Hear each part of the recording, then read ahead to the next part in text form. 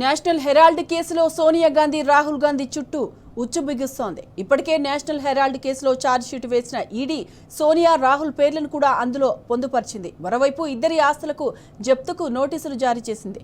ఢిల్లీ, ముంబై, లక్నోలోని కీలక ఆస్తులను స్వాధీనం చేసుకోవడం ప్రారంభించింది.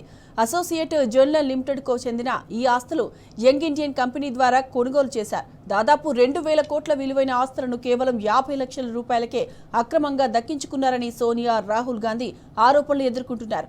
ఇదే విషయంపై ఈడీ 2021 నుంచి దర్యాప్తు చేపట్టింది.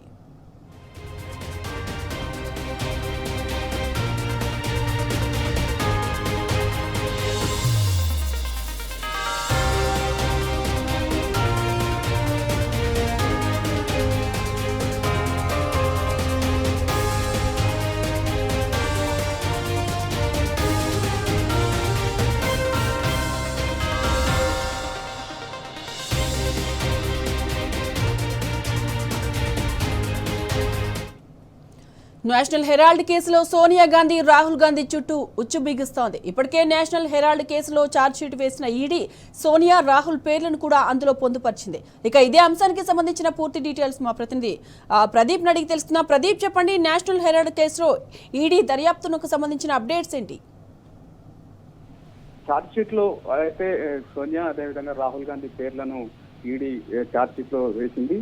మొత్తానికైతే సోనియా గాంధీ, రాహుల్ గాంధీ మెడకు నేషనల్ హెరాల్డ్ కేసు ఉచ్చు బిగిస్తుందని చెప్పొచ్చు. ఇప్పటికే ఏప్రిల్ 11న ఢిల్లీ, ముంబై, లక్నోలోని ప్రాపర్టీ రిజిస్ట్రార్లకు నోటీసులు కూడా జారీ చేసింది. ఆస్తులను అయితే జప్తు చేసింది. మనీ లాండరింగ్ జరిగిందనేది ప్రధానంగా ఈడీ ఆరోపిస్తా ఉంది. ఈ వ్యవహారం సంబంధించి బీజేపీ నేత సుబ్రహ్మణ్య స్వామి వేసినటువంటి కేసుకు సంబంధించి మొత్తానికైతే కీలక మలుపులు అయితే తిరుగుతా ఉంది. ఈ నెల 25న కోర్టులో ఈడీ వేసిన ఛార్జ్షీట్ పై వాదనలు కూడా ఉండబోతుంది. మొత్తానికైతే కాంగ్రెస్ సంబంధించి అగ్రనేతల మెడకు ఉచ్చు బిగిస్తుండడంతో కొంత కాంగ్రెస్ పార్టీకి సంబంధించినటువంటి నేతలు అయితే ఇబ్బందులు ఎదుర్కొంటున్నటువంటి పరిస్థితి. అయితే వాళ్ళు ఆరోపిస్తా ఉన్నారు, బీజేపీ కుట్రపూరితంగానే వ్యవహరిస్తూ ఉంది. రాజకీయ కక్షలో భాగంగానే ఈ నేషనల్ హెరాల్డ్ కేసును సోనియా, అదేవిధంగా రాహుల్ గాంధీకి మీ మెడకు ఉచ్చు బిగిసేలా చేస్తున్నారు. ఇది రాజకీయ కక్ష సాధింపు చర్య అని చెప్పి వాళ్ళు ఆరోపిస్తున్నారు. మరోవైపు ప్రియాంక భర్త రాబర్ట్ వాద్రే కూడా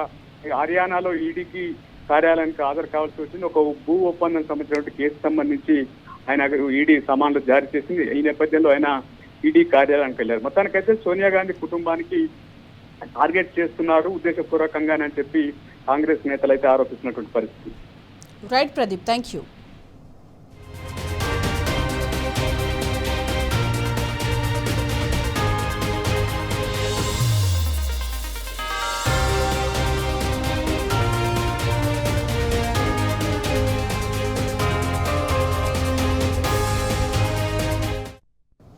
నేషనల్ హెరాల్డ్ కేసులో సోనియా గాంధీ, రాహుల్ గాంధీ చుట్టూ ఉచ్చు బిగిస్తోంది.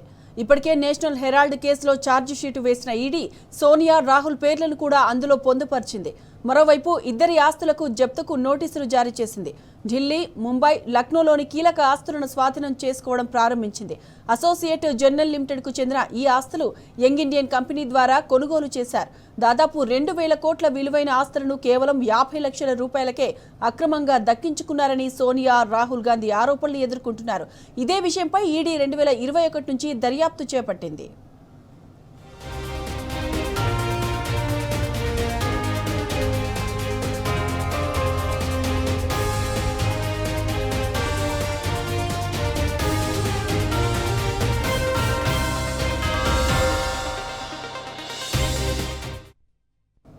అటు మనీ లాండరింగ్ కేసులో ఈడీ విచారణకు హాజరయ్యారు ప్రముఖ వ్యాపారవేత్త, వయనాడ్ ఎంపీ ప్రియాంక గాంధీ భర్త రాబర్ట్ వాద్రా. ఢిల్లీలోని తన నివాసం నుంచి కాలినడకన ఈడీ ఆఫీస్కు చేరుకున్నారు. విచారణకు ముందు మీడియాతో మాట్లాడిన ఆయన ఈడీ సమన్లను రాజకీయ ప్రతీకార చర్యగా పేర్కొన్నారు. ఇప్పటికే 15 సార్లు నోటీసులు పంపారని, ప్రతిసారి 10 గంటలకు పైగా విచారించారని తెలిపారు వాద్రా. దర్యాప్తు సంస్థల అధికారాన్ని మోదీ సర్కారు దుర్వినియోగం చేస్తుందని విమర్శించారు. కాగా హర్యానాలోని షికోపూర్ భూ కుంభకోణంకు సంబంధించి వాద్రాపై ఈడీ మనీ లాండరింగ్ కేసు నమోదు చేసింది.